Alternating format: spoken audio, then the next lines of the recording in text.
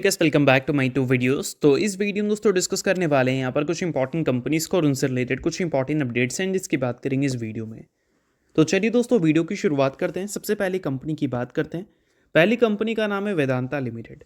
But इसको discuss करने से पहले दोस्तों, अगर आपने अभी तक चैनल को सब्सक्राइब नहीं किया है तो चैनल को सब्सक्राइब करके बेल आइकन को प्रेस कर लो और सेबी रजिस्टर्ड टेलीग्राम चैनल को भी ज्वाइन आप कर लो, जिसका लिंक आपको डिस्क्रिप्शन में देखने को मिल जाएगा। और एक डिस्क्लेमर भी है, जो भी कंपनी से रिलेटेड न्यूज़ एंड अपडेट्स हम लोग कवर करेंगे वो सारी न्यूज़ एंड अपडेट्स सिर्फ और सिर्फ एजुकेशन पर्पज़ के लिए है, सीखने के लिए है। तो इसको किसी भी तरह का इन्वेस्टमेंट एडवाइस मत समझना, आप खुद से रिसर्च और एनालिसिस भी कर सकते हैं। तो चलिए दोस्तों वीडियो की शुरुआत करते हैं। सबसे पहले बात करते हैं वेदांता से रिलेटेड कुछ इंपॉर्टेंट न्यूज़ एंड अपडेट्स के बारे में। सो दोस्तों आज के दिन वेदांता आपको काफ़ी ज़्यादा फोकस में देखने को मिल रही थी। फोकस में रहने का सबसे बड़ा रीज़न ये है कि वेदांता की रिसेंट में जो सबसे ज़्यादा चर्चे वाली न्यूज़ है वो है डीमर्जर, और डीमर्जर को लेकर अप्रूवल एनसीएलटी की तरफ से उनको मिल चुकी है। इस वजह से डीमर्जर की वजह से आज के दिन आपको वेदांता फोकस में रहती हुई दिख रही थी। अब दोस्तों बात करें डीमर्जर के कंप्लीट डिटेल्स के बारे में, तो 16 दिसंबर यानी कि कल के दिन एनसीएलटी ने इसको ऑर्डर दे दिया, यानी कि अप्रूवल दे दिया कि हाँ भाई आप स्कीम ऑफ अरेंजमेंट कर सकते हैं, यानी कि डीमर्जर कर सकते हैं। अब इसके बाद क्या होगा कि वेदांता डीमर्जर के बाद 5 सेपरेट लिस्टिंग कंपनी बन जाएगी। मतलब अभी जितनी भी कंपनीज है वेदांता की वो वेदांता के अंदर है, बट सभी को वो सेपरेट कर देगी मार्केट में। जैसा कि हमने देखा टाटा मोटर्स के केस में, टाटा मोटर्स एक है, उसके बाद अंदर में देखोगे तो उसका 2 बिजनेस दिखेगा, एक कमर्शियल व्हीकल्स वाला, एक पैसेंजर व्हीकल्स वाला। डीमर्जर के बाद दोनों उन्होंने अलग कर दिया। वैसे ही वेदांता के अंदर जितना बिजनेस है ये डीमर्जर के बाद वो बिजनेस अलग अलग कर दिया जाएगा, यानी कि सबकी एक सेपरेट लिस्टिंग एंटिटी हो जाएगी, यानी कि सेपरेट एक शेयर्स आपको उसके देखने को मिलेंगे। अब कौन कौन से बिजनेस आपको देखने को मिल रहे हैं भाई, तो वेदांता एल्युमिनियम का जो बिजनेस है उसको अलग करके एक सेपरेट एंटिटी बनाया जाएगा। उसके अलावा वेदांता ऑयल एंड गैस, और साथ में आपको देखने को मिलता है Vedanta power, Vedanta iron and steel, और साथ में वेदांता लिमिटेड। यानी कि वेदांता लिमिटेड अभी जो है वो एज इट इज़ मार्केट में रहने वाली है, उसमें कोई चेंजेस आपको देखने को नहीं मिलेगी। बट उसके अलावा जो बिजनेसेस हैं वो मैंने आपको समझा दिया। तो ये सारी चीज़ें आप डेफिनेटली नोट डाउन कर सकते हैं अगर आप वेदांता के इन्वेस्टर हैं तो। इसके अलावा दोस्तों बात करते हैं अगली कंपनी के बारे में। जो अगली कंपनी का नाम है इंडियन ओवरसीज़ बैंक। ये कंपनी बोल सकते हैं गवर्नमेंट की है, या फिर बोल सकते हैं ये बैंक गवर्नमेंट ओन करती है। और फिलहाल गवर्नमेंट की तरफ से न्यूज़ ये निकल के आ रही है कि ये ओएफएस अनाउंस की है। और अगर हम बात करें ओएफएस के प्राइस के बारे में, तो जो क्यूआईपी प्राइस उन्होंने सेट किया था उससे 15% ये कम आपको देखने को मिल रहा है। और ओएफएस की न्यूज़ जनरली एक अच्छी न्यूज़ नहीं मानी जाती, क्योंकि प्रोमोटर अपनी स्टेक्स को डाइल्यूट करते हैं, और इस वजह से आज के दिन इंडियन ओवरसीज़ बैंक आपको वीक परफॉर्म करता हुआ दिख रहा था। तो ये सारी चीज़ें आप नोट कर सकते हैं। अभी भी ये कंपनी जो है 52 वीक हाई से नीचे है, और फरवरी 2024 में कंपनी ने अपना पीक लगाया था, और वहाँ से देखोगे तो ये करीब आपको 60% तक नीचे देखने को मिलेगी। और इसके बाद ओएफएस की न्यूज़ है, जिसके बाद गिरावट एज इट इज़ हमें कंटिन्यू देखने को मिली। तो ये दोनों न्यूज़ आपको 2 बड़ी कंपनी से रिलेटेड देखने को मिल रही हैं, जो कि मैंने आपको समझा दिया। अब बात करते हैं दोस्तों अगली कंपनी के बारे में, जिसका नाम है हैप्पीएस्ट माइंड टेक्नोलॉजी, जो कि अशोक सूटा जी की कंपनी है। सो अब दोस्तों वीडियो में आगे बढ़ने से पहले बात कर लेते हैं एक सेबी रजिस्टर्ड टेलीग्राम चैनल के बारे में, जिसका नाम है ट्रेडर बाजी। अब ये सेबी रजिस्टर्ड रिसर्च एनालिस्ट हैं, जिनका रजिस्ट्रेशन नंबर आपको यहाँ पर देखने को मिलता है, और इनको 8 साल से भी ज़्यादा का एक्सपीरियंस है ऑप्शन एंड स्विंग ट्रेडिंग में। साथ में 3000 से भी ज़्यादा लोगों को ऑलरेडी ये ट्रेन कर चुके हैं। तो इनके टेलीग्राम चैनल का जो लिंक है वो आपको डिस्क्रिप्शन में देखने को मिल जाएगा। लिंक के थ्रू जाकर जरूर इस चैनल को आप ज्वाइन कर लेना। ज्वाइन करने का सबसे बड़ा प्लस पॉइंट ये है कि काफ़ी सारी कंपनी के टेक्निकल्स को प्रॉपर एनालिसिस कर यहाँ अपडेट किया जाता है, जो कि अभी आपको यूट्यूब पे तो देखने को नहीं मिलता, जिसको आप यहाँ पर आकर ज़रूर चेकआउट कर सकते हैं। उसके अलावा दोस्तों मार्केट से रिलेटेड जो समरी होती हैं वो सारी चीज़ें आपको यहाँ पर देखने को मिलती हैं। मार्केट से रिलेटेड जो इंपॉर्टेंट न्यूज़ एंड अपडेट्स होता है वो भी आपको यहाँ पर देखने को मिलता है। साथ में सेबी रजिस्टर्ड टेलीग्राम चैनल है, तो इनके कॉल्स वगैरह भी दिखते हैं, जिसको भी चाहो तो आप चेकआउट कर सकते हो। तो लिंक डिस्क्रिप्शन में है, लिंक के थ्रू जाकर बिल्कुल फ्री ऑफ कॉस्ट आप इस टेलीग्राम चैनल को ज्वाइन कर सकते हैं। अब अगर हम दोस्तों बात करें अशोक सूटा के बारे में, तो उनसे लोगों का जो कन्विक्शन है वो काफ़ी ज़्यादा हाई है। क्यों भाई? क्योंकि वो एलटीआई और माइंट्री को सर्व कर चुके हैं। एक बड़ी कंपनी में वो ऑलरेडी एक मैनेजमेंट के रोल पे थे, उन्होंने काफ़ी अच्छा उनको ग्रो किया है, और उनकी जब खुद की कंपनी है तो ऑब्वियस सी बात है कि कन्विक्शन तो उनसे लोगों का ज़्यादा रहेगा ही। बट हैप्पीएस्ट माइंड टेक्नोलॉजी की बात करें तो अभी 52 वीक हाई से ये करीब आपको 37.3% नीचे देखने को मिलेगी, और ऑल टाइम हाई से देखोगे तो ये नंबर को ऑलमोस्ट आप डबल कर दो, गिरावट आपको करीब 70% तक देखने को मिलेगा।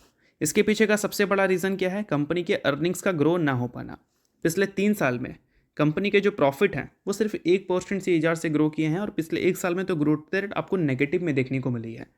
और पिछले 1 साल में और 3 साल में यही कंपनी के रेवेन्यू ग्रोथ को देखोगे तो वहाँ पर डबल डिजिट का नंबर आपको देखने को मिलता है, जिसमें रेवेन्यू पिछले 1 साल में 21% से ग्रो किया है और 3 साल में 24% CAGR से ग्रो किया है। अब ये कोई स्टार्टअप तो है नहीं कि रेवेन्यू को ग्रो करने से आपको ज़्यादा वैल्यूएशन मिल जाएगा। आप एक लिस्टेड कंपनी है और प्रॉफिटेबल कंपनी है, तो यहाँ पर रेवेन्यू के साथ आपको अपने प्रॉफिट्स को भी ग्रो करना पड़ेगा, तभी मार्केट आपको ज़्यादा वैल्यू देगी। और कंपनी के प्रॉफिट्स एक लंबे टाइम फ्रेम से तो ग्रो नहीं कर रहे हैं, और जो कंपनी के हमें गाइडेंस देखने को मिलते हैं उस गाइडेंस के हिसाब से मार्केट बोल रही है कि करंट इनका जो प्राइस टू अर्निंग मल्टीपल्स है ये बहुत ज़्यादा एक्सपेंसिव है। ये पेग रेशियो के हिसाब से हमें देखने को मिल रहा है। बट अगर हम बात करें कंपनी के मैनेजमेंट के गाइडेंस के बारे में, तो AI को लेकर उनकी गाइडेंस ये है कि अगर इनके टोटल रेवेन्यू करंट टाइम में देखोगे तो उनका 2.7% AI से ये जनरेट कर रहे हैं, यानी कि AI बेसिस पे जो सर्विसेज वो देती है उससे वो 2.7% रेवेन्यू जनरेट कर रहे हैं अपने टोटल रेवेन्यू का। बट ये नंबर को वो बढ़ाकर 5% तक ले जाने का प्लान कर रही है आने वाले कल में। और दोस्तों इन सारी चीज़ों के बाद अगर हम बात करें कंपनी के AI के ही गाइडेंस के बारे में, तो वो गाइडेंस हमें ये देखने को मिल रहा है, एक सेकंड मैं दिखा देता हूँ आपको। हाँ, यहाँ पर मेंशन आपको देखने को मिलेगा कि अगले कुछ सालों में ये 30 मिलियन से लेकर 50 मिलियन डॉलर तक का रेवेन्यू टारगेट कर रहे हैं। किससे? AI यूजर्स केस से। 30 मिलियन डॉलर का मतलब करंट वैल्यू के हिसाब से अगर हम देखें 270 करोड़, और 50 मिलियन डॉलर का मतलब 400 करोड़ से भी ऊपर। तो बोल सकते हैं एक अच्छा खासा रेवेन्यू टारगेट वो कर तो रहे हैं इस पर्टिकुलर सेगमेंट से। और ये सेगमेंट से अगर वो एक अच्छा रेवेन्यू जनरेट कर लेते हैं तो ऑब्वियस सी बात है कि रेवेन्यू ग्रोथ तो हमें अच्छा दिख रहा है, वो एज इट इज़ अच्छा दिख सकता है, बट रेवेन्यू के साथ कंपनी क्या प्रॉफिट को भी ग्रो कर पाएगी उसी पेस पे, वो देखना इंटरेस्टिंग है। और इसके लिए कंपनी के EBITDA मार्जिन के जो गाइडेंस होते हैं उसे आप प्रॉपर नोट कर लेना, क्योंकि वो बहुत ज़्यादा इंपॉर्टेंट रहता है मार्केट के लिए हैप्पीस्मार्ट टेक्नोलॉजी के केस में। क्योंकि EBITDA अगर अच्छा नहीं रहेगा तो ऑब्वियस सी बात है कि आपके प्रॉफिट्स ग्रो नहीं कर पाएंगे। और रेवेन्यू की गाइडेंस तो सही दिखती है भाई, अब देखते हैं कि प्रॉफिट या फिर मार्जिन की गाइडेंस हमें कंपनी से रिलेटेड कैसे देखने को मिलते हैं। तो चलिए दोस्तों इसके अलावा बात करते हैं अब अगली कंपनी के बारे में। सो अगली कंपनी का नाम है HAL, यानी कि हिंदुस्तान एरोनॉटिक्स लिमिटेड। अब दोस्तों HAL जो है वो डिफेंस सेक्टर से बिलोंग करती है, और डिफेंस सेक्टर और रेलवे सेक्टर जनरली क्या हुआ है पिछले 2 साल में बजट से पहले काफ़ी ज़्यादा फोकस में रहता हुआ दिखा है। तो बजट हमें अगले साल के स्टार्टिंग मंथ में देखने को मिलेंगे। तो उस टाइम अगर HAL जैसी कंपनीज़ और बाकी डिफेंस कंपनी फोकस में फिर से देखने को मिले तो बिल्कुल भी हैरान मत होना, क्योंकि जियोपॉलिटिकल टेंशंस काफ़ी ज़्यादा इंक्रीज़ हुई है रिसेंट सालों में, और ऑपरेशन सिंदूर उसके बाद हमें और भी चीज़ें देखने को मिली। बट इन सारी चीज़ों के बाद जो एक्सपेक्टेशन है डिफेंस सेक्टर के एलोकेशन को लेकर वो 7 लाख करोड़ के ऊपर का जा चुका है, और 40,000 का एडिशनल एलोकेशन हमें मिलती हुई दिख सकती है इमरजेंसी से रिलेटेड। और इन सारे कारणों की वजह से HAL जैसी कंपनीज अगले कुछ महीने डेफिनेटली लाइमलाइट में आपको रहती हुई दिखेगी। अब इन सारी चीज़ों के बाद दोस्तों आनंद राठी की एक रिपोर्ट पब्लिश हुई है जो कि डिफेंस इंटेलिजेंस रिपोर्ट है। इसमें HAL को लेकर, सोलर इंडस्ट्रीज़ को लेकर उन्होंने कुछ कॉमेंट्री की है। सबसे पहले उन्होंने ये बताया है कि अगर हम बात करें HAL की, तो रिसेंटली उनको जो मिला है जनरल इलेक्ट्रिक एरोस्पेस की तरफ से 5 एरोस्पेस इंजन या फिर जेट इंजन आप बोल सकते हैं, वो एक तरह से कंपनी के लिए काफ़ी सही रहा है। क्योंकि इससे क्या होगा कि LCA लो कॉम्बैट एयरक्राफ्ट तेजस मार्क 1 जो है उसकी जो डिलीवरी है उसको वो बढ़ा सकते हैं। और इसके डिटेल्स उन्होंने मेंशन किया है कि ये वेरी गुड केस है HAL के लिए कि 5 एटलीस्ट उनको इंजन मिल चुके हैं। इसमें पहले इंजन की डिलीवरी हमें मार्च में देखने को मिली, दूसरी जुलाई में देखने को मिली, तीसरी सितंबर में और चौथी अक्टूबर में, और अभी रिसेंटली 5वां देखने को मिला दिसंबर में। तो अगर बैक टू बैक ऐसी डिलीवरी आगे भी कंटिन्यू रही तो एग्जीक्यूशन HAL की जो सबसे बड़ी प्रॉब्लम रही थी वो एग्जीक्यूशन को वो काउंटर कर सकती है, जिससे कंपनी के रेवेन्यू एंड प्रॉफिट ग्रोथ में भी एक अच्छी उछाल देखने को मिल सकती है। साथ में दोस्तों एक और पॉइंट हाईलाइट किया गया था एडेको की तरफ से, जिसमें उन्होंने बताया था कि अभी के टाइम पे एरोस्पेस ड्रोन्स और स्पेस टेक्नोलॉजी का जो बजट देखने को मिलता है, बजट नहीं, मार्केट साइज जो देखने को मिलता है वो करीब कितना है, जितना भी है बट उसका 5 गुना आपको अगले कुछ सालों में देखने को मिलेगा। और 2033 तक उन्होंने बताया कि ये मार्केट लगभग 4 लाख करोड़ तक जाता हुआ दिखेगा। और इस मार्केट की जो बड़ी कंपनीज है लाइक HAL जैसी कंपनीज या फिर BL जैसी कंपनीज, उन कंपनीज को काफ़ी अच्छा खासा फ़ायदा मिल सकता है अगर ये मार्केट ही इंक्रीज़ होगा। और इस मार्केट के टॉप प्लेयर्स को काफ़ी अच्छे ऑर्डर्स मिलते हुए नज़र आ सकते हैं, जिसमें एरोस्पेस के लीडर तो आपको HAL ही देखने को मिलती है, ड्रोन्स में भी HAL का काम देखने को मिलता है, और स्पेस टेक्नोलॉजी में भी HAL आपको काम करती हुई दिखती है। तो ये सारी चीज़ें आप नोट डाउन कर सकते हैं। तो इसके अलावा बात करते हैं अगली कंपनी के बारे में जिसका नाम है प्रीमियर एनर्जीज लिमिटेड। बट इसको डिस्कस करने से पहले अगर आपने अभी तक सेबी रजिस्टर्ड टेलीग्राम चैनल को ज्वाइन नहीं किया है तो उसको जाकर आप ज्वाइन कर लो, लिंक आपको डिस्क्रिप्शन में देखने को मिल जाएगा।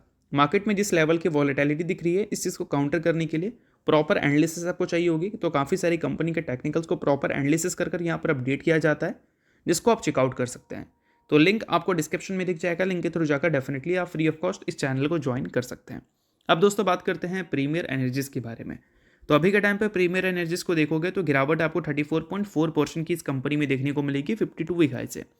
करेंटली इस कंपनी का जो इंडस्ट्री है उसका पी हमें 31.1 का देखने को मिलता है और इसका पी जो हमें देखने को मिल रहा है फिलहाल वो 34.3 का देखने को मिल रहा है। यानी कि बोल सकते हैं इंडस्ट्री के पी और इस कंपनी की पी में बहुत ज़्यादा बड़ा गैप हमें देखने को मिल नहीं रही है। बट जब हम बात करते हैं ग्रोथ रेट की तो ये कंपनी पिछले एक साल में 39% से अपने रेवेन्यू को ग्रो की है और प्रॉफिट को 177% से किया है। यानी कि रेवेन्यू और प्रॉफिट का जो ग्रोथ रेट है इंडस्ट्रीज के ग्रोथ रेट से काफ़ी बेटर है। तो ये कंपनी में फिर भी अगर गिरावट दिख रही है तो इसके पीछे का सबसे बड़ा रीज़न ये है कि जब कंपनी का आईपीओ आया था तो काफ़ी अच्छे लिस्टिंग गेन देखने को मिले थे और जो भी कंपनी का अच्छा लिस्टिंग गेन होता है आईपीओ में अगला 6 महीना 1 साल उस कंपनी के वैल्यूएशन के बेसिस पे ही मूवमेंट्स आपको देखने को मिलते हैं, जिसमें आप इरेडा जैसी कंपनीज को देख सकते हो, टाटा टेक्नोलॉजी जैसी कंपनीज को देख सकते हैं, बजाज हाउसिंग फाइनेंस जैसी कंपनीज को देख सकते हैं, वारी एनर्जीज भी उस लिस्ट में दिखेगी और आपको उसमें प्रीमियर एनर्जीज भी देखने को मिलेगी। तो इन सारे कारणों की वजह से आपको प्रीमियर एनर्जीज 52 वीक हाई से अच्छा खासा नीचे दिख रही है। बट एक अच्छी बात है कि कंपनी के नंबर्स इस पीरियड में खराब नहीं है, नंबर्स कंसिस्टेंट कंपनी के ग्रो कर रहे हैं और ये आपका एक प्लस पॉइंट है अगर आप प्रीमियर एनर्जीज के इन्वेस्टर हैं। तो जो भी लोग कंफ्यूज हो रहे थे कि कंपनी क्यों गिर रही है तो उसके रीजंस मैंने आपको समझा दिया।